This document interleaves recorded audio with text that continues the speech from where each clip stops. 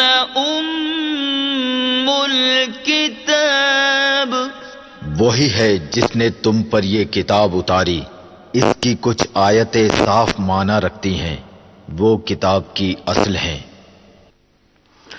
الحمدللہ رب العالمین، والصلاة والسلام علی سید الانبیاء والمرسلین، اما بعد فاعوذ باللہ من الشیطان الرجیم، بسم اللہ الرحمن الرحیم۔ محترم اور پیارے اسلام بھائیوں اور مدنی چینل کے ناظرین، ہم حاضر ہیں ایک مرتبہ پھر سلسلہ احکام قرآن میں۔ اس سلسلے کے اندر ان آیات پر گفتگو کی جاتی ہے جن کا تعلق فقہی احکام سے ہے۔ آج ہم نے اپنے سلسلے میں کس آیت مبارکہ کو شامل کیا ہے، آئیے سب سے پہلے اس آیت مبارکہ کی تلاوت اور ترجمہ سنتے ہیں۔ قرآن کی روشنی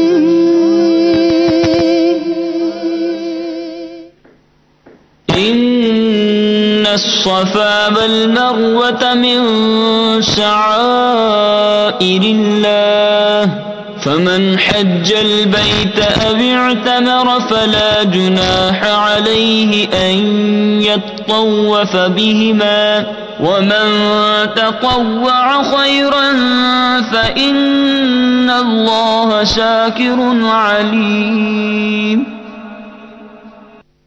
بے شک صفا اور مروہ اللہ کے نشانوں سے ہیں، تو جو اس گھر کا حج یا عمرہ کرے اس پر کچھ گناہ نہیں کہ ان دونوں کے پھیرے کرے، اور جو کوئی بھلی بات اپنی طرف سے کرے تو اللہ نیکی کا صلہ دینے والا خبردار ہے۔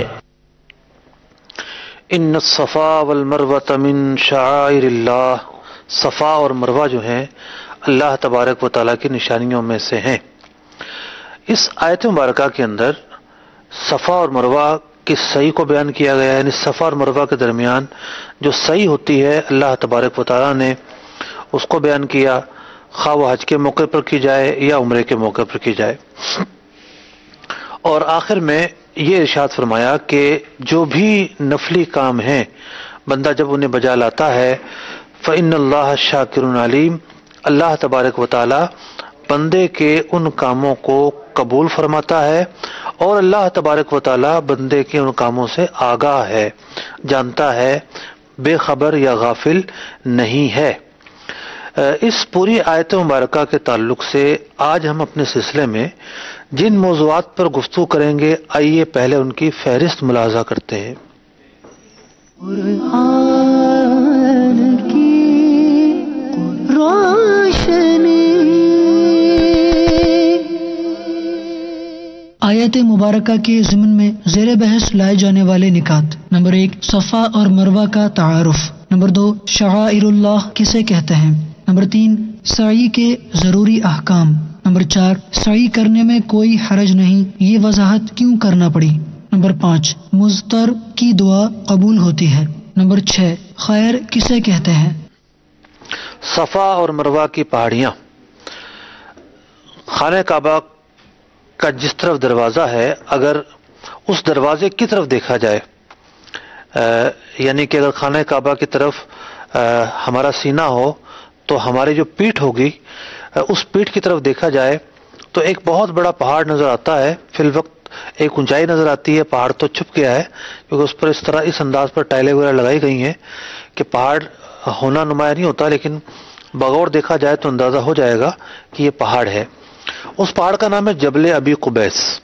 وہ تو ایک اونچا پہاڑ تھا، لیکن جبل ابی قبیس سے پہلے، یعنی جبل ابی قبیس تو بہت اونچا تھا، لیکن اس سے پہلے خانہ کعبہ اور جبل ابی قبیس کے درمیان دو چھوٹی چھوٹی پہاڑیاں تھیں، ایک کا نام صفا تھا اور ایک کا نام مروہ تھا۔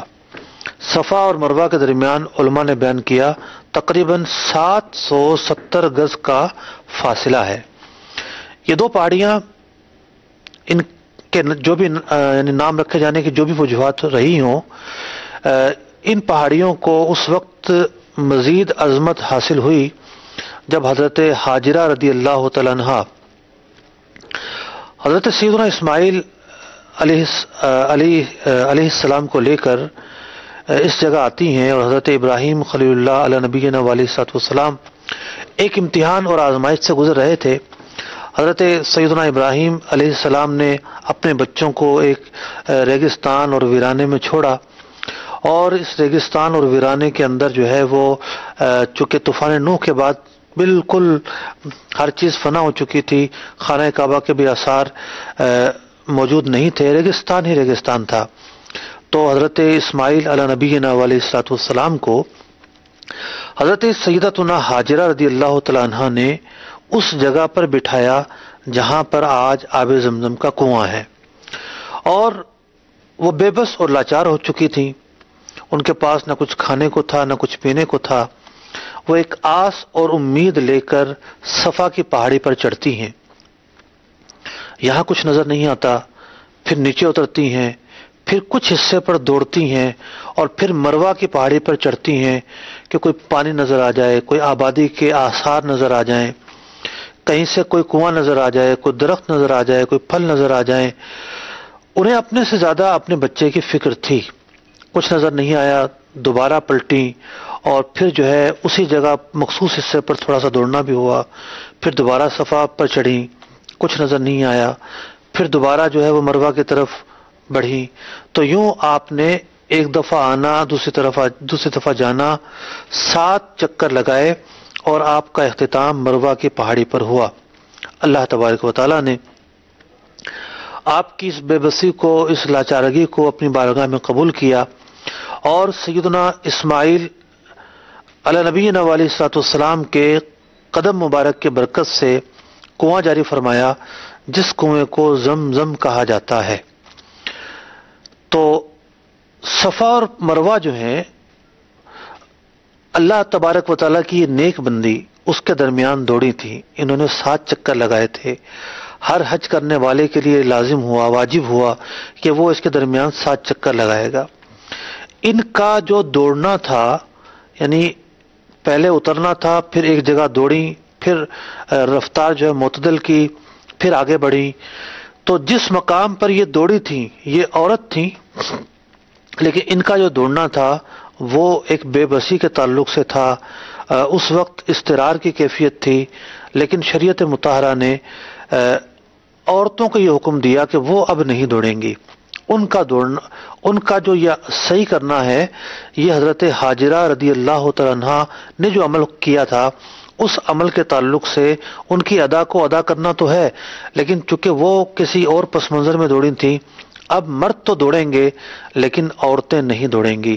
عورتیں اپنی رفتار سے چلیں گی، اور پورے صفا اور مروہ کے درمیان نہیں دوڑا جاتا، بلکہ ایک مخصوص حصہ ہے، اس حصے کو میلین اخترین کہتے ہیں، اس حصے میں دوڑتے ہیں، کیونکہ حضرت سیدتنا ہاجرہ رضی اللہ تعالیٰ عنہ صرف اسی حصے میں دوڑی تھی۔ اللہ تبارک و تعالیٰ کو آپ کی یہ ادا اس قدر پسند آئی کہ قیامت تک کے لیے حج اور عمرہ کرنے والوں کے لیے یہ لازم قرار دے دیا گیا کہ اب وہ صفا اور مروہ کے درمیان سعی کریں گے۔ سعی کا ایک حصہ دوڑنا بھی ہے، اور کتنی ہی پیاری فضیلت اللہ تبارک و تعالیٰ نے اس آیت مبارکہ میں بیان فرمائی۔ فرما دیا کہ صفا اور مروہ جو ہیں، یہ کوئی عام پہاڑیاں نہیں ہیں، بلکہ ان الصفا والمروہ من شعائر اللہ، بلکہ یہ اللہ تبارک و تعالیٰ کی نشانیوں میں سے ہے، نشانیوں میں سے ہیں۔ اب شعائر اللہ جو ہیں وہ کسے کہتے ہیں؟ علماء نے 3 طرح کی اشیاء یا 3 طرح کے تقسیم بندی کی ہے، یعنی ایک تقسیم بندی کی ہے، اس میں 3 طرح کی چیزیں بیان کی ہیں کہ شاعر اللہ کسے کہتے ہیں۔ یعنی وہ جگہیں جو عبادت کے لیے خاص ہیں، وہ شاعر اللہ کہلاتی ہیں۔ شاعر کے معنی ہے نشانی، علامت، یعنی وہ مقامات جو مذہبی طور پر عبادت کی علامات ہیں، جہاں صرف عبادت ہی ہوتی ہے، انہیں شاعر اللہ کہا جاتا ہے۔ شاعر اللہ کی یعنی کچھ چیزیں وہ ہیں جو جگہ کے تعلق سے شاعر اللہ کہلاتی ہیں، جیسا کہ کعبہ شریف، عرفات، مزدلفہ، مینا، صفا، مروہ، مساجد۔ تو یہ مقام جہاں پر عبادات ہوتی ہیں، عبادات کے لیے خاص ہیں، انہیں مذہبی علامات کے طور پر جانا جاتا ہے، وہ چیزیں شعائر اللہ کہلاتی ہیں۔ اور اللہ تبارک و تعالیٰ نے قرآن مجید فرقان حمید میں جو شعائر اللہ ہوتے ہیں ان کی تعظیم کا حکم دے رکھا ہے۔ ایک اور جگہ اس طرح کا حکم ارشاد ہوا۔ شاعر کی دوسری جو قسم ہے وہ ہے اوقات کے تعلق سے، یعنی مہینوں کے تعلق سے یا دنوں کے تعلق سے، جیسا کہ رمضان جو ہے، رمضان کا جو مہینہ ہے ایک مذہبی مہینہ ہے اور یہ مہینہ ایک دینی علامت سمجھا جاتا ہے، مسلمانوں کا ایک مذہبی موقع ہے۔ رمضان ہو گیا، عید ہو گیا، بقرعید ہو گیا، جمعہ ہو گیا، ایام تشریق ہو گئے، یہ جو ایام ہیں یہ ایام بھی شعائر اللہ ہیں، ان کی بھی خاص تعظیم ہے۔ تیسری وہ چیزیں ہیں کہ کچھ افعال ہیں جو شعائر اللہ کہلاتے ہیں، مذہب کی علامات کہلاتے ہیں، جیسا کہ اذان ہو گیا، اقامت ہو گیا، نماز جمعہ ہو گیا، نماز با جماعت ہو گئی، اسی طریقے سے نماز عیدین ہو گئے، داڑھی ہو گئی۔ تو یہ وہ چیزیں ہیں جو مذہبی علامات ہیں۔ تو اوقات کے اندر سے کچھ اوقات، مقامات میں سے کچھ مقامات، افعال میں سے کچھ افعال ایسے ہیں کہ جو مذہبی علامت کے طور پر جانے جاتے ہیں، ایسی ہی چیزوں کو شاعر کہا جاتا ہے۔ اور اللہ تبارک و تعالیٰ نے قرآن مجید فرقان حمید میں صفا اور مروہ کی جو پہاڑیاں ہیں، جو کہ عبادت کی جگہ ہے، جہاں پر اللہ تبارک و تعالیٰ نے ایک واجب پورا کرنے کا حکم دے رکھا ہے، یعنی صفا کی جو صفا اور مروہ کے درمیان جو سعی ہے یہ واجب ہے۔ تو جہاں پر اس واجب کو بجایا لایا جاتا ہے، ادا کیا جاتا ہے، وہ جگہ بابرکت بھی ہے۔ صفا مقام قبولیت میں سے ہے، مروہ کی جو پہاڑی ہے مقام قبولیت میں سے ہے۔ یہی وجہ ہے کہ جب صفا سے سعی شروع کرنے لگتے ہیں، پہلے دعا کرتے ہیں، پھر مروہ پر پہنچتے ہیں، دعا کرتے ہیں، پھر جب دوسرے چکر کی طرف جاتے ہیں، صفا پر پہنچتے ہیں، پھر دعا کرتے ہیں۔ ہر چکر کے اختتام پر صفا اور مروہ پر دعا کرنا یہ مسنون ہے، کیونکہ یہ مقامات قبولیت میں سے ہے۔ تو شاعر اللہ کیا ہوتے ہیں میں نے مختصراً آپ کے سامنے عرض کیا۔ اب آتے ہیں اس آیت مبارکہ کے اصل اس موضوع کی طرف جس کی وجہ سے ہم نے اپنے سلسلے احکام قرآن میں اس آیت مبارکہ کو منتخب کیا ہے۔ وہ یہ کہ سعی کے ضروری احکام کیا ہیں، سعی کیا ہوتی ہے۔ سعی 7 چکروں کا نام ہے۔ ایسا نہیں ہے کہ ایک دفعہ صفا سے مروہ گئے اور مروہ سے صفا آئے تو ایک چکر ہوگا، نہیں، بلکہ یہ 2 چکر ہوں گے۔ سعی جو ہے وہ صفا سے شروع کی جاتی ہے۔ نبی اکرم نور مجسم صلی اللہ تعالی علیہ وسلم نے جب حجۃ الوداع کے موقع پر سعی کرنے کا ارادہ فرمایا تو ارشاد فرمایا، میں اس جگہ سے شروع کروں گا جس جگہ سے اللہ تبارک و تعالی نے تذکرہ شروع کیا، ان الصفا والمروہ۔ اس آیت مبارکہ میں اللہ تعالیٰ نے پہلے صفا کا ذکر کیا، پھر مروہ کا ذکر کیا۔ تو نبی اکرم علیہ الصلوۃ والسلام نے ارشاد فرمایا کہ میں اس جگہ سے شروع کروں گا کہ جہاں سے اللہ تبارک و تعالیٰ نے ان دونوں میں سے پہلے کا تذکرہ کیا ہے۔ تو آپ علیہ الصلوۃ والسلام نے پہلے یعنی صفا سے سعی کو شروع فرمایا۔ تو سعی جو ہے وہ صفا سے شروع ہوتی ہے۔ سعی کرنے کے 2 مقامات ہیں۔ پہلا مقام ہے عمرے کے دوران، عمرے کا ایک جز ہے سعی کرنا، یعنی عمرہ جو ہے وہ یوں سمجھیے کہ 4 چیزوں کا نام ہے۔ آپ نے احرام باندھ لیا، احرام باندھنے کے بعد آپ طواف کریں گے، 7 چکر خانہ کعبہ کے طواف کے ہوں گے، پھر آپ 7 چکر سعی کے کریں گے، اور اس کے بعد جو ہے وہ حلق کروا کر یا تقصیر کروا کر احرام سے باہر ہوں گے۔ پہلا کام ہوا احرام باندھنا، دوسرا کام ہوا یعنی کہ طواف کرنا، تیسرا کام ہوا صفا مروہ کے سعی کرنا، اور چوتھا کام ہوا احرام سے نکلنا۔ تو علماء نے سعی کو عمرے کے اندر یہ بیان کیا کہ عمرے کے 2 ہی ارکان ہیں۔ ایک جو ہے وہ یعنی پہلا تو شرط ہو گیا، احرام کی جب نیت نہیں ہوگی تو شرط ہی پوری نہیں ہوگی، تو احرام بمنزلہ شرط کے ہو گیا۔ پھر 2 ارکان طواف کرنا اور سعی کرنا، اور جو سعی ہے یہ بمنزلہ واجب کے ہے۔ اگر کسی نے سعی نہیں کی، صرف طواف کیا، طواف کرنے کے بعد حلق کروا لیا، تو اب ایسے شخص پر دم واجب ہوگا. ایسا نہیں ہے کہ اس کو دوبارہ سے عمرہ کرنا پڑے گا، بلکہ اگر یہ میقات سے باہر نہیں گیا ہے تو یہ دم بھی دے گا. جس نے صحیح کرنے سے پہلے عمرے کے اندر حلق کروا لیا، یہ دم بھی دے گا اور اس کو صحیح بھی کرنا ہوگی. اب یہ شخص جو ہے وہ جو صحیح چھوڑ دی تھی وہ صحیح ادا کرے گا، کیونکہ وہ واجب تھا، اور جب تک اس کی ادائیگی نہیں ہوئی، بری ذمہ نہیں ہوا. دم تو اس وجہ سے دیا جا رہا ہے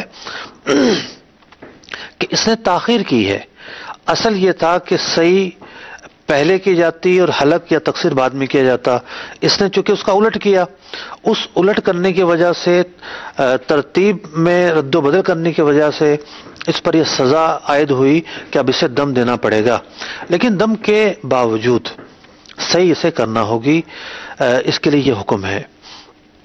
تو صحیح عمرے میں بھی کی جاتی ہے اور صحیح حج میں بھی کی جاتی ہے. بعض لوگوں کو جو حج پر جا رہے ہوتے ہیں وہ یہ سمجھ نہیں آتی کہ حج کی صحیح کس موقع پر کی جائے گی. تو وہ سمجھتے ہیں کہ ہم نے عمرہ کر لیا تو ہم نے صحیح کر لی. ایسا نہیں ہے. جب جب عمرہ کریں گے صحیح ہوگی، لیکن عمرے کے علاوہ بھی حج کی جداگانہ ایک مستقل صحیح ہوتی ہے، اور اس کے دو موقع ہوتے ہیں. پہلا موقع یہ ہوتا ہے کہ کوئی شخص جو ہے وہ حج سے پہلے صحیح کرنا چاہتا ہے. اس کے لیے ضروری ہے کہ اس نے حج کا احرام باندھ رکھا ہو. حج کا احرام باندھ رکھا ہو اور کسی نفلی طواف کے بعد وہ شخص جو ہے صحیح کرنا چاہتا ہے تو حج سے پہلے وہ حالت احرام میں صحیح کر سکتا ہے. اگر کسی نے حج سے پہلے صحیح نہیں کی تو پھر وہ عرفات سے آنے کے بعد بہتر یہ ہے کہ احرام کھول چکا ہو، حلق کر چکا ہو. لیکن اگر احرام نہیں کھولا تب بھی اس سے پہلے بھی حج کی صحیح ہو سکتی ہے، لیکن زیادہ بہتر یہ ہے کہ احرام کھولنے کے بعد کی جائے. اور ایک بات تو طے ہے کہ حج کی صحیح اگر حج کے بعد کرنی ہوگی طواف الزیارہ کے بعد ہوگی. طواف الزیارہ سے پہلے نہیں ہو سکتی. تو طواف الزیارہ کرنے کے بعد حج کی صحیح کرنا پڑے گی. اب جب بھی حج کی صحیح ادا ہوگی اور اس سے پہلے جو طواف کیا جائے گا اس طواف کے اندر رمل ضرور کیا جائے گا. یہ اس صحیح کا ایک حکم ہے. اور یعنی حج کی جو صحیح کی جائے گی اس سے پہلے جو بھی طواف ہوگا، یعنی حج سے پہلے جو طواف کیا وہ تو احرام میں تھا تو رمل ہوا، اور چونکہ احرام تھا تو استباح بھی ہوا. اور حج کے بعد اگر کوئی صحیح کرتا ہے اور احرام کھل چکا ہے طواف الزیارہ کرے گا تو طواف الزیارہ جب یہ کرے گا تو رمل بھی کرے گا. اگر کسی نے حج سے پہلے صحیح کر لی تھی تو اب طواف الزیارہ میں رمل نہیں کرے گا. تو یہ حج کے تعلق سے صحیح کے کچھ احکام میں نے عرض کیے. اور یہ جو احکام ہیں یہ احکام بڑے مختصر انداز میں بیان کیے ہیں، ورنہ حج کی صحیح چھوڑ جائے تو کیا کرنا ہوگا، اس کی بہت ساری صورتیں ہیں. اور حج کی 3 اقسام ہوتی ہیں، حج تمتع، حج قران اور حج افراد. اب یہ ایک الگ بحث ہے کہ کون سے حاجی کے لیے صحیح پہلے کرنا افضل ہے اور کون سے حاجی کے لیے صحیح بعد میں کرنا افضل ہے. یہ جداگانہ بحث ہے اور اس کی تفصیل علماء نے کتابوں میں بیان کر رکھی ہے. اور ہم نے اب جب حج کے موسم آتا ہے حج کا تو ہم جو ہے وہ اس موسم کے اندر عمومی طور پر شوال المکرم کا جو آخری ہفتہ ہوتا ہے اس سے لے کر پورا جو ذوالحجہ ہوتا ہے ہفتہ وار ایک پروگرام کرتے ہیں احکام حج کے تعلق سے. تو ان سلسلوں کے اندر بہت ہی تفصیل کے ساتھ صحیح وغیرہ کے احکام بیان ہوتے ہیں. وہ سلسلے نیٹ پر بھی موجود ہیں، اور دعوت اسلامی کی ویب سائٹ پر اگر آپ جائیں گے تو وہاں جو شعبہ جات ہیں، جو مختلف ڈپارٹمنٹ ہیں، جب اس کے اندر جائیں گے تو ایک پیج آپ کو ملے گا. اس پیج کا نام ہے احکام حج. تو اس کے اندر بھی بہت سارے احکام پر مشتمل کلپ رکھے ہوئے ہیں. عمرے کا طریقہ بھی ہے، طواف کا طریقہ بھی ہے، حج کی صحیح بھی ہے، اور بہت سارے جو حج کے واجبات ہیں وہاں پر رکھے ہوئے ہیں اور بہت تفصیل کے ساتھ بیان کیے گئے ہیں. آپ ان مقامات یعنی ان جگہوں سے جا کر یہ چیزیں سیکھ سکتے ہیں. آیت مبارکہ کے ہم پہلے حصے پر گفتگو کر رہے ہیں کہ اللہ تبارک و تعالیٰ نے یہ ارشاد فرمایا ان الصفا والمروہ من شعائر اللہ، کہ صفا اور مروہ جو ہیں اللہ تبارک و تعالیٰ کی نشانیوں میں سے ہیں. اب آگے یہ ارشاد فرمایا جا رہا ہے فمن حج البیت او اعتمر فلا جناح علیہ ان یطوف بہما، کہ جو شخص حج کرنا چاہتا ہے یا عمرہ کرنا چاہتا ہے تو اس بات میں کوئی حرج نہیں ہے کہ وہ صفا اور مروہ کے درمیان سعی کرے. اس بات میں کوئی حرج نہیں ہے، ایسا کرنے میں کوئی مذائقہ نہیں ہے. سوال یہ پیدا ہوتا ہے کہ قرآن مجید فرقان حمید کی آیت کے اس دوسرے حصے کے اندر یہ وضاحت کیوں کرنا پڑی کہ صحیح کرنے میں کوئی حرج نہیں ہے. اس کا پس منظر کچھ یوں ہے کہ زمانہ جاہلیت کے اندر ایک مرتبہ ایسا ہوا کہ دو افراد نے معاذ اللہ ثم معاذ اللہ خانہ کعبہ کے اندر زنا کیا. پٹی لگا دیجیے گا اچھے اس کی، میں اپنے ایڈیٹر سے مخاطب ہوں کہ صحیح کرنے میں کوئی حرج نہیں، یہ وضاحت کیوں کرنا پڑی. جزاک اللہ خیر. تو ایک مرتبہ ایسا ہوا کہ خانہ کعبہ کے اندر ایک مرد تھا، اس کا نام تھا اسعاف، اور ایک عورت تھی، اس کا نام تھا نائلہ. انہوں نے عین خانہ کعبہ کے اندر جا کے معاذ اللہ کوئی جگہ نہ ملی انہیں، وہاں جا کر زنا کیا، اور یہ دونوں لوگ عبرت کا نشان بنا دیے گئے، اور دونوں کے دونوں بالکل پتھر بن گئے اور مجسمے بن گئے، اور انہیں عبرت کا نشانہ، عبرت کی جو ہے وہ جگہ بنا دیا گیا.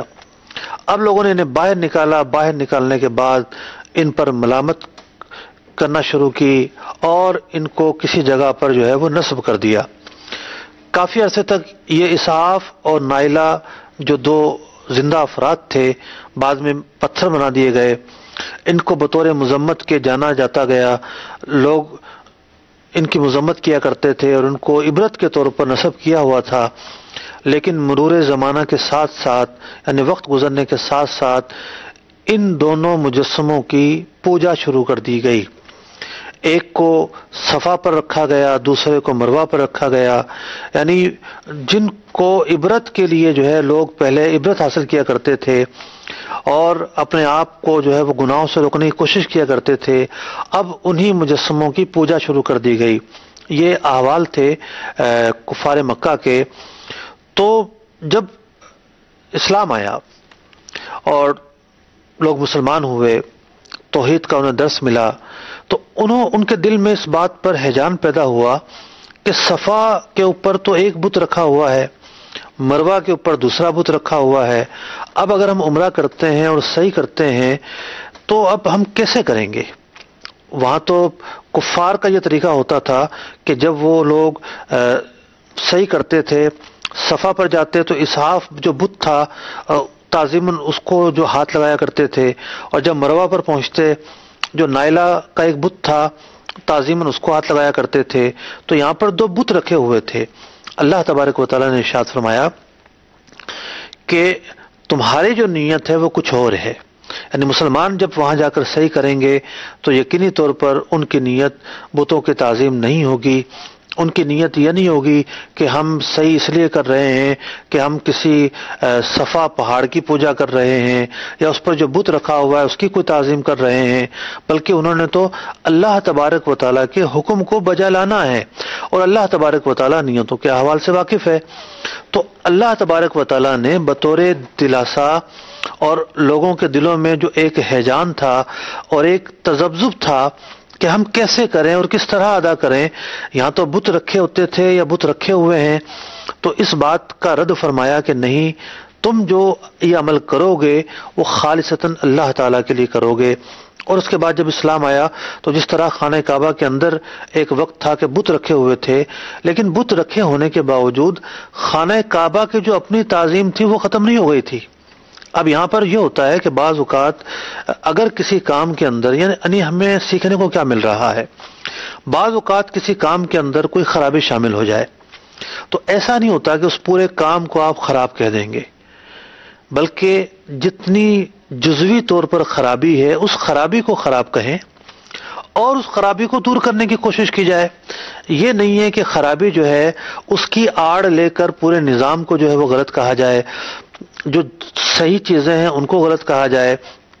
مثال کے طور پر محافل میلاد ہیں. محافل میلاد کئی طرح سے ہوتی ہیں.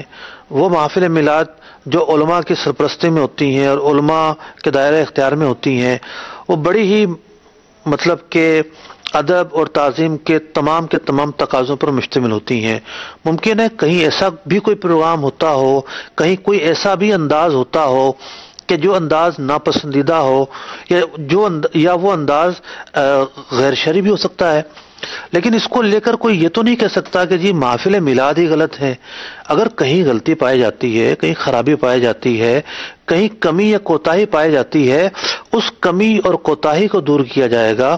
ناک پر مکھی بیٹھ جائے، ناک کو نہیں کاٹا کرتے، مکھی کو اڑایا کرتے ہیں۔ تو یہ آیت مبارکہ ہمیں یہ بتا رہی ہے کہ اگر کہیں خرابی ہے تو اس خرابی کو خرابی قرار دیا جائے، لیکن اس خرابی کے ضمن میں اچھائیوں کو خراب قرار دینا یہ قرآن پاک کے مطالب کے، مفہوم کے، مضامین کے، تعلیمات کے خلاف ہے۔ تو خانہ کعبہ کے اندر بت رکھے ہوئے تھے، لوگوں نے خانہ کعبہ نہیں ڈھا دیا، خانہ کعبہ کی عظمت ختم نہیں ہو گئی تھی، خانہ کعبہ کا طواف بند نہیں ہو گیا تھا۔ جب اسلام آیا، مسلمان قادر ہوئے خانہ کعبہ سے اس غلاظت کو پاک کرنے پر، تو مسلمانوں نے بتوں کو یہاں سے ہٹا دیا، خانہ کعبہ کو اس غلاظت سے صاف کر دیا۔ خانہ کعبہ کی جو عظمت، جو تعظیم اور جو شاعر اللہ کی حیثیت تھی وہ باقی رہی، اس پر کوئی انگلی نہ اٹھی، بلکہ جو خرابی تھی اسے خراب کہا گیا۔ تو یہ پس منظر تھا کہ جب مسلمانوں کے دلوں کے اندر یہ بات آئی کہ اب جو ہے ہم طواف کیسے کریں، اللہ تبارک و تعالیٰ نے بطور دلاسا ارشاد فرمایا کہ اللہ تبارک و تعالیٰ چونکہ ان کے احوال سے واقف ہے، لہٰذا مسلمان جس پس منظر میں کر رہے ہیں طواف سے مراد یہ کہ صحیح کر رہے ہیں، اللہ تبارک و تعالیٰ اس سے آگاہ ہے، اس سے واقف ہے، اور مسلمانوں کے اس عمل میں کوئی قباحت نہیں۔ اس دوسرے حصے میں اللہ تبارک و تعالیٰ نے اس بات کی صراحت ارشاد فرمائی۔ آتے ہیں اگلے عنوان کی طرف جو کہ مستفاد ہے، اس آیت مبارکہ کا جو شان نزول ہے اس سے مستفاد ہے۔ وہ عنوان یہ ہے کہ حضرت سیدتنا ہاجرہ رضی اللہ تعالیٰ عنہا جب حالت اضطرار میں آتی ہیں، پریشانی میں آتی ہیں، بے بسی میں آتی ہیں، تو اللہ تبارک و تعالیٰ ان کی ضرورت کو پورا فرماتا ہے۔ عنوان ہمارا یہ ہے کہ مضطر کی دعا قبول ہوتی ہے، جو حالت اضطرار میں ہو اس کی دعا قبول ہوتی ہے۔ اب مضطر کسے کہتے ہیں؟ حضرت ابن عباس رضی اللہ تعالیٰ عنہ سے مضطر کی تعریف یہ نقل کی گئی کہ ہوا ضرورت المجہود، یعنی جو بالکل ایسی شدید ترین ضرورت پر ہے کہ اس کے بغیر، اس چیز کے بغیر اسے کوئی چارہ نہیں ہے۔ امام سدیدی بیان کرتے ہیں الذی لا حول ولا قوت، یعنی وہ شخص کہ نہ کچھ کرنے کی طاقت رکھتا ہے اور نہ کچھ روکنے کی طاقت رکھتا ہے، جو اس کیفیت پر پہنچا ہوا ہے تو وہ مضطر ہے۔ مثال کے طور پر ظالم لوگ اسے تنگ کرتے ہیں، نہ وہ ان کے ظلم کو روک سکتا ہے نہ وہ بھاگ سکتا ہے۔ کہیں مسافر ہے، راستہ بھول گیا ہے، نہ ہی راستہ جو ہے وہ نہ آگے بڑھنے کی طاقت ہے نہ پیچھے جانے کی طاقت ہے۔ امام ذوالنون مصری رحمۃ اللہ تعالی علیہ مضطر کی تعریف یہ کرتے ہیں هو الذی قطع العلائق اما دون اللہ، جب بندے کا ہر آسرا ختم ہو جائے، یعنی جب اسباب جو ہیں وہ ختم ہو جائیں، اسباب بالکل نظر نہ آئیں اور کیفیت بے قراری کی ہو، لاچارگی کی ہو، تو یہ جو کیفیت ہوتی ہے یہ کیفیت حالت اضطرار کہلاتی ہے۔ اور علماء نے دعا کے تعلق سے جو آداب بیان کیے ہیں یا جو قبولیت کے مقامات بیان کیے ہیں کہ دعا کہاں قبول ہوتی ہے، اس میں سے ایک مقام یہ ہے کہ جب بندہ مضطر ہو، حالت اضطرار میں ہو، اسباب ختم ہو چکے ہوں، کچھ کرنے کی ہمت نہ ہو، کچھ روکنے کی ہمت نہ ہو، اس کی کیفیت اضطرار کی ہوتی ہے۔ اللہ تبارک و تعالی مضطر کی دعا قبول فرماتا ہے۔ سورہ نمل آیت نمبر 62 میں کیا ارشاد ہوتا ہے، آئیے سنتے ہیں۔ أَمَّن يُجِيبُ الْمُضْطَرَّ إِذَا دَعَاهُ وَيَكْشِفُ السُّوءَ ويجعلكم خلفاء الأرض أإله مع الله قليلا ما تذكرون. یا وہ جو لاچار کی سنتا ہے جب اسے پکارے اور دور کر دیتا ہے برائی اور تمہیں زمین کے وارث کرتا ہے، کیا اللہ کے ساتھ اور خدا ہے؟ بہت ہی کم دھیان کرتے ہو. بہت سارے لوگ ایسے ہوتے ہیں کہ جو بالکل بے بسی میں آ جاتے ہیں، تو وہ جو بے بسی کی کیفیت ہے، اس بے بسی کی کیفیت کے اندر جب وہ اللہ تعالیٰ کو پکارتے ہیں تو ان کی دعا جلدی قبول ہوتی ہے. تو ایسی کیفیت میں جب بھی کوئی بندہ ہو تو وہ چونکہ اس کے دل سے جو دعا نکلتی ہے وہ سچی دعا نکلتی ہے، اور جو اس سے اگر وہ مظلوم ہے تو نکلتی ہے، اور اللہ تبارک و تعالیٰ کے ہاں مظلوم کی جو ہے وہ رائے گا نہیں جاتی. معاف کیجیے گا. تو جب بھی کوئی مصیبت آئے، پریشانی آئے، تو بندے کو اللہ تبارک و تعالیٰ کی طرف رجوع کرنے سے غافل نہیں ہونا چاہیے.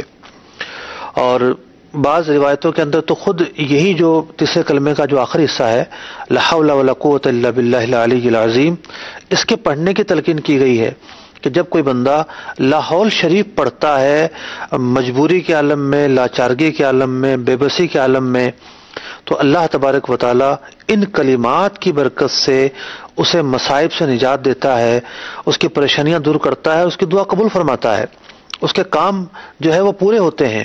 اب اس کے مطلب پر غور کیجئے کہ بندہ ان کلمات میں کیا کہہ رہا ہوتا ہے. لا حول، میں کسی چیز کو روک نہیں سکتا، ولا قوت، مجھ میں کوئی طاقت نہیں ہے، الا باللہ العلی العظیم، مگر اگر کچھ ہو سکتا ہے تو اللہ تبارک و تعالیٰ ہی کر سکتا ہے. تو جب بندہ اپنا معاملہ اللہ تعالیٰ پہ چھوڑتا ہے، اور جب ان کلمات کو بھی بندہ کہتا ہے یا ان کلمات کو کہے بغیر بھی اگر دعا مانگتا ہے تو مستر کی جو دعا ہے وہ قبول ہوتی ہے، اور ان کلمات کو پڑھتا ہے تو زیادہ فضیلت کا حامل ہے. ویسے بھی ان کے پڑھنے کا ثواب ملے گا، اور احادیث مبارکہ میں مصائب کے وقت، مشکلات کے وقت ان کے پڑھنے کی ویسی بھی ترغیب ہے. اگلے عنوان کی طرف چلتے ہیں. اللہ تبارک و تعالیٰ نے اس آیت مبارکہ کے آخری حصے میں، یعنی 3 حصے اس آیت مبارکہ کے ہم کر سکتے ہیں. جو پہلا حصہ ہے اس کے اندر صفا اور مروہ کے شاعر اللہ ہونے کو بیان کیا گیا. جو دوسرا حصہ ہے اس میں اس بات کی وضاحت کی گئی کہ صفا اور مروہ کے درمیان صحیح کرنے میں کوئی مذائقہ نہیں ہے. تیسرے حصے کے اندر ارشاد فرمایا گیا وَمَن تَطَوَّعَ خَيْرًا فَإِنَّ اللَّهَ شَاكِرٌ عَلِيمٌ، کہ اللہ تبارک و تعالی کی بارگاہ میں اگر کوئی نفلی کام کرتا ہے بندہ، تطوع خیرن، تطوع کہتے ہیں نفلی کاموں کو، یعنی جو فرض نہ ہو، واجب نہ ہو. اگر کوئی بندہ نفلی کام کرتا ہے فإن اللہ شاکر علیم، تو اللہ تبارک و تعالی اس کا عمل قبول کرتا ہے، اسے جزا عطا فرماتا ہے. اب لفظ شاکر جو ہے جب اللہ تعالیٰ کے لیے بولا جائے گا تو اس کا اور معنی ہوگا، جب بندوں کے لیے بولا جائے گا تو اس کا اور معنی ہوگا. لفظ ایک ہے، معنی الگ الگ ہیں. جو معنی بندوں کے لیے بولا گیا اگر وہ اللہ تعالیٰ کے لیے مراد لے لیا جائے تو شرک لازم آئے گا، کفر لازم آئے گا. تو لفظ ایک ہے لیکن دونوں الفاظوں کا معنی الگ الگ ہے.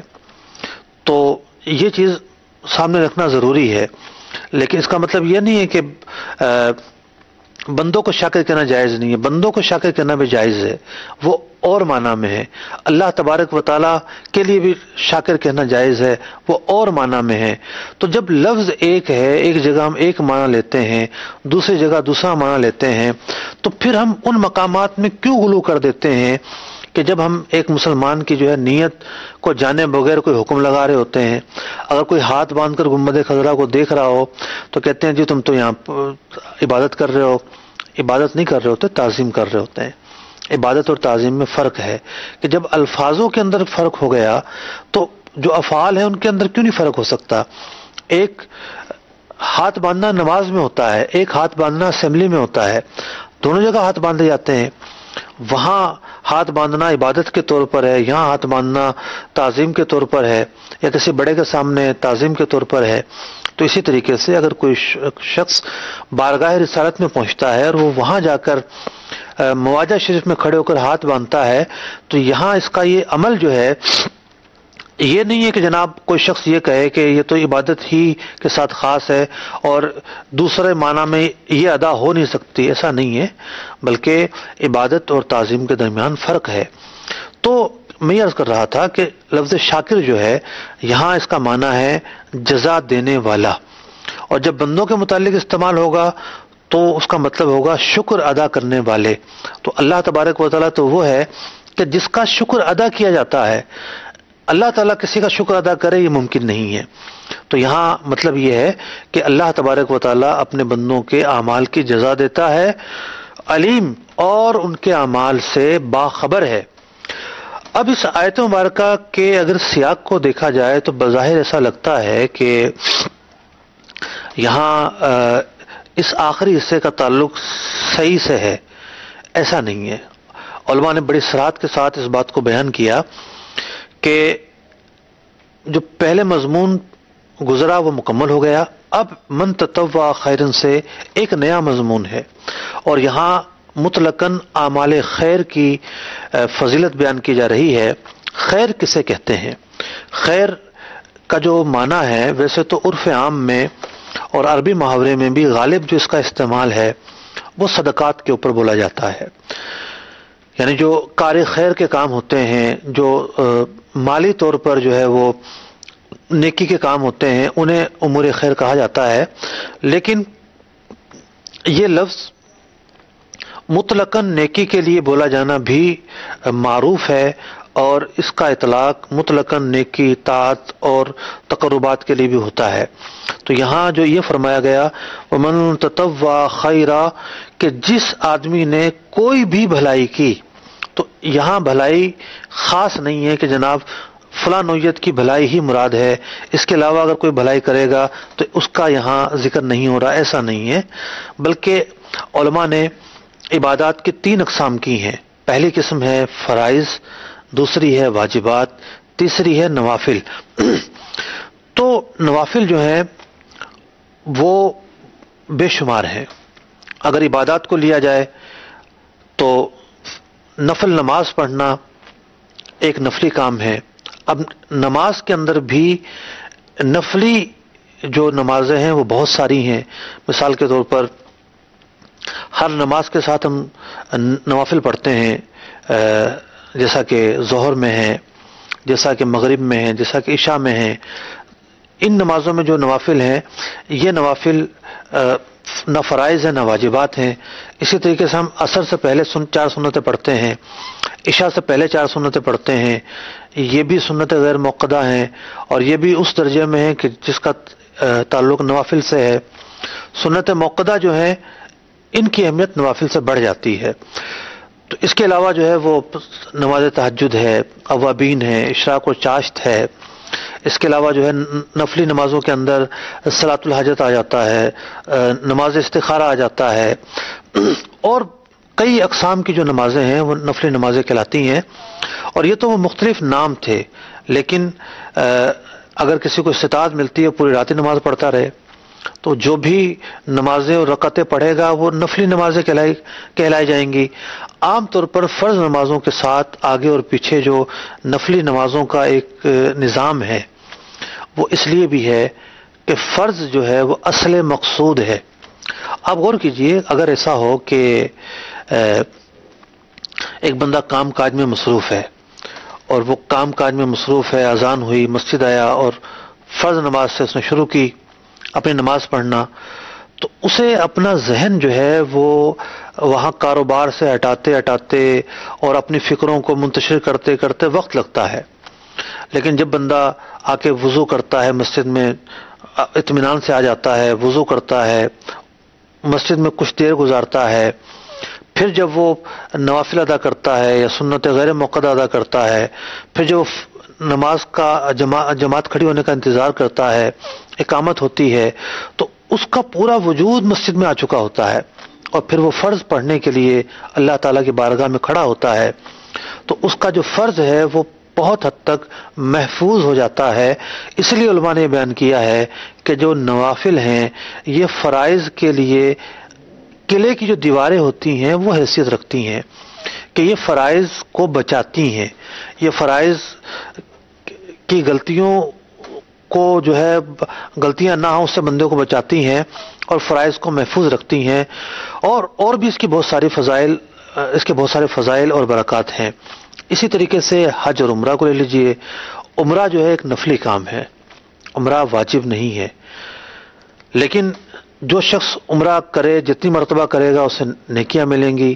اور چونکہ عمرہ ایک نفلی کام ہے، نفلی کام ہونے کا مطلب یہ ہوتا ہے اس کام کی ترغیب موجود ہے، اس کام کے فضائل موجود ہیں، اس کام کے کرنے میں نیکی کا پہلو موجود ہے، اس کام کے کرنے میں خیر ہی خیر کا پہلو ہے.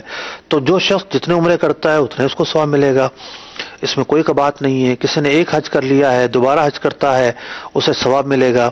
اسی طریقے سے جو مالی عبادات ہیں، مالی عبادات کے اندر جو فرض ہے وہ زکوٰۃ ادا کرنا ہے صاحب استطاعت کے لیے. اس کے علاوہ جو شخص جس موقع پر بھی اپنا مال نیکی کے کاموں میں خرچ کرے گا، یہ ضروری نہیں کہ ہر جگہ جو وہ مال خرچ کرے وہ نیکی ہی کا ہو. ہم بات کر رہے ہیں ان مقامات کی کہ جو نیکی کے مقامات ہیں. اللہ تبارک و تعالیٰ نے یہاں پر بڑی سراحت کی ہے. اگر یہ بھی کہا جاتا کہ ومن تطوع کہ جو بھلائی کے کام کرے تو بھی مطلب بن سکتا تھا، لیکن بطور خاص یہ کہا گیا ومن تطوع خیرا کہ جو نیکی والے نفلی کام کرے. تو بہت سارے لوگ اپنے رقوم کو خرچ کرتے ہیں، پیسوں کو خرچ کرتے ہیں، اموال کو خرچ کرتے ہیں، لیکن وہ جگہ ایسے نہیں ہوتی کہ جہاں پر ان کو نیکی مل رہی ہو. بعض اوقات کوئی گناہ بھی نہیں مل رہا ہوتا، لیکن بعض اوقات وہ مقام ایسے ہوتے ہیں جہاں وہ بندہ پیسے خرچ کر رہا ہے، وہ گناہ کے کام ہوتے ہیں، گناہ پر اعانت ہو رہی ہوتی ہے. بعض اوقات ایسے کام ہوتے ہیں نہ گناہ ملا نہ ثواب ملا. لیکن بہت سارے ایسے کام ہیں جو مالی عبادات کے تعلق سے کہ جو نفلی کام ہیں اور جہاں پر مال خرچ کرنا محمود ہے، پسندیدہ ہے. ان امور کو کار خیر کہتے ہیں، جس طرح کسی غریب کی مدد کرنا، کسی جو ہے وہ لاچار کی پریشانی کو اپنے مال کے ذریعے دور کرنا، کہیں پانی کی حاجت ہے وہاں پانی کا اہتمام کروا دینا، خواہ کنواں کھود کر کروائے، بورنگ کھود کر کروائے، پائپ لائن ڈال کر کروائے. غربا کی مدد کرنا، اگر کوئی امیر کی بھی مدد کرتا ہے وہ بھی بہرحال ایک ثواب ہے، لیکن جو غریب کی مدد کرنا ہے وہ زیادہ ثواب ہے.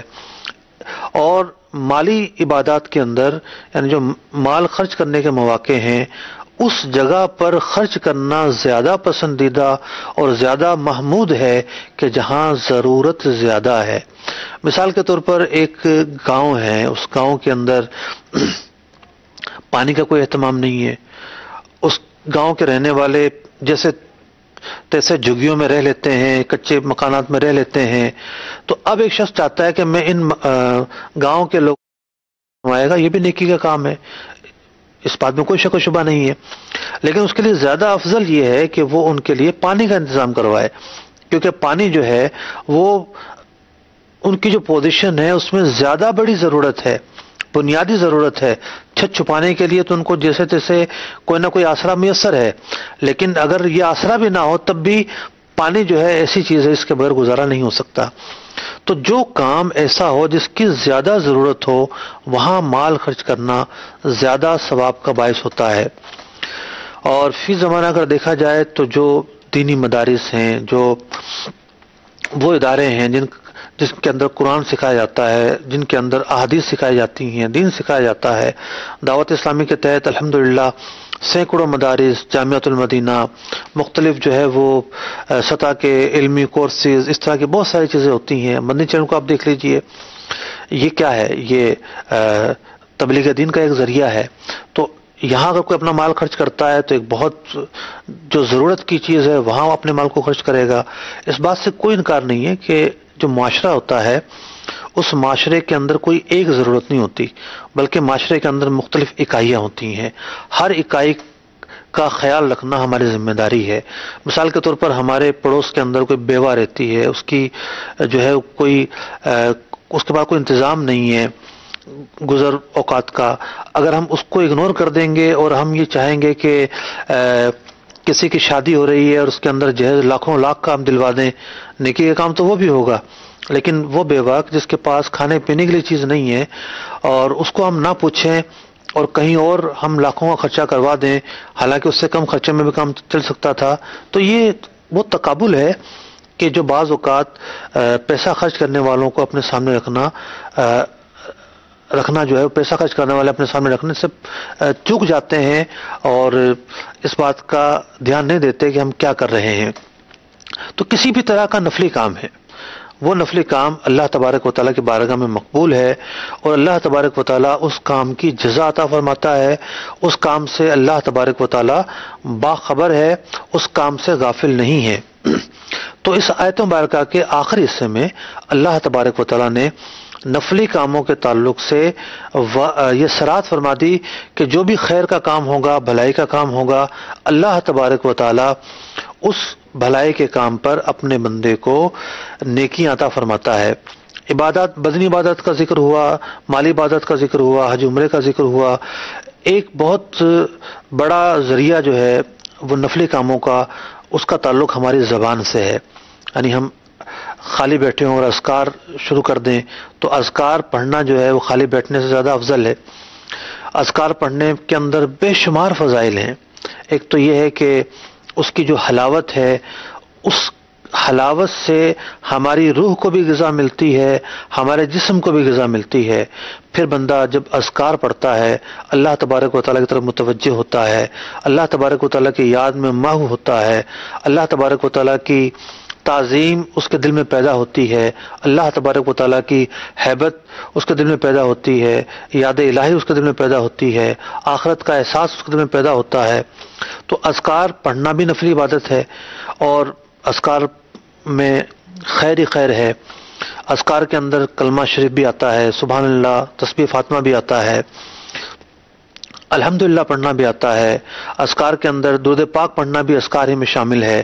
تو اللہ تبارک و تعالیٰ سے دعا ہے کہ آج ہم نے اس آیت مبارکہ کے تحت سورہ بقرہ کی آیت نمبر 158 جو صفا اور مروہ کے تعلق سے تھی، اس آیت کے تحت جو عنوانات شامل رہے ہمارے سلسلے کے اندر اور وہ باتیں جو قابل عمل ہیں ہم نے سنی، اللہ تبارک و تعالیٰ ان پر عمل کرنے کی توفیق عطا فرمائے۔ آمین بجاہ النبی الامین صلی اللہ تعالی علیہ وسلم۔ قرآن کے احکام پہ بھی مجھ کو چلا دے۔